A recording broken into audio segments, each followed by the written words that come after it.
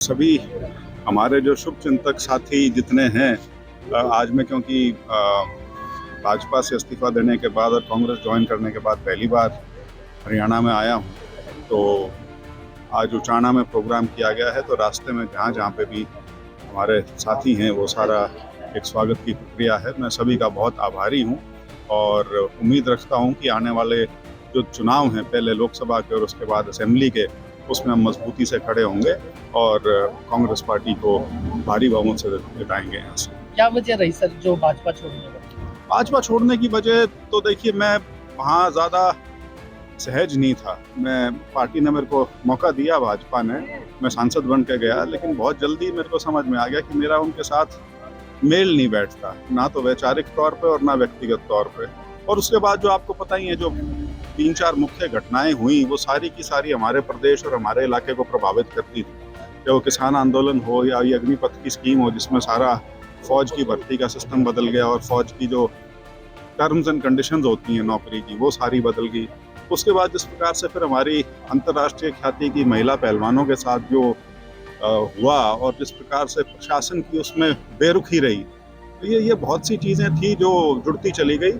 और कुछ प्रदेश की जो अपनी राजनीति है, उसमें जो भारतीय जनता पार्टी का जजपा से गठबंधन चला पूरी टर्म तक का, वो भी एक कारण था। लेकिन मुख्य कारण तो ये था कि मैं अब नौकरी छोड़ के आया था ये सोच के कि अगले 20-25 साल सार्वजनिक जीवन में बिताऊंगा, तो कम से कम वो मैं ऐसी जगह नहीं रह सकता जहाँ मैं सदा एक तनाव या असहजता की स्थिति में रहूं।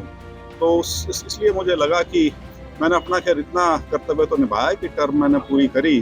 किसी प्रकार का मैंने उस समय में कोई ऐसी बात नहीं कही जो किसी को ठीक ना लगी हो, लेकिन समय आ गया था और इसी कारण ये मैंने फैसला लिया। लोकसभा की क्या तैयारियां सर?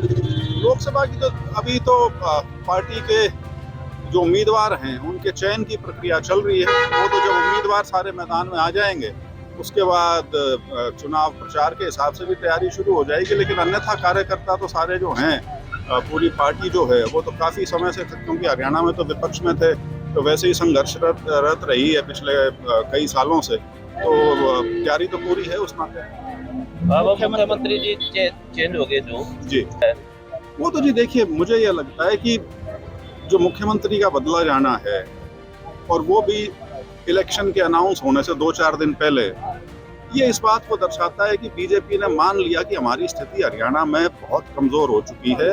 हम जो एक अति आत्मविश्वास का एक मुखौटा पहने हुए थे कि 10 में से 10 जीत जाएंगे, ये उसी प्रकार से था जैसे 2019 में ये था कि 75 पार हम करेंगे। तो सच्चाई उनको भी पता थी और शायद मेरे इस्तीफे से वो एकदम से उजागर होकर सामने आ गई हो, और वो आनंद फानंद में सारे बदलाव किए गए हैं। क्योंकि अगर किसी को मौका आपने देना भी था कुछ बदलाव लाने का, कोई संदेश भी यदि आपने देना था कि हम यहाँ की व्यवस्था को और शासन को ठीक ठाक करना चाहते हैं, तो आज से 8 महीने साल पहले किया होता तो कुछ बात भी थी। अब नायब सैनी जी मुख्यमंत्री परसों बने हैं, 2 दिन बाद चुनाव अनाउंस हो जाएंगे, उसके बाद वैसे ही मुख्यमंत्री की कोई भूमिका नहीं रह जाती।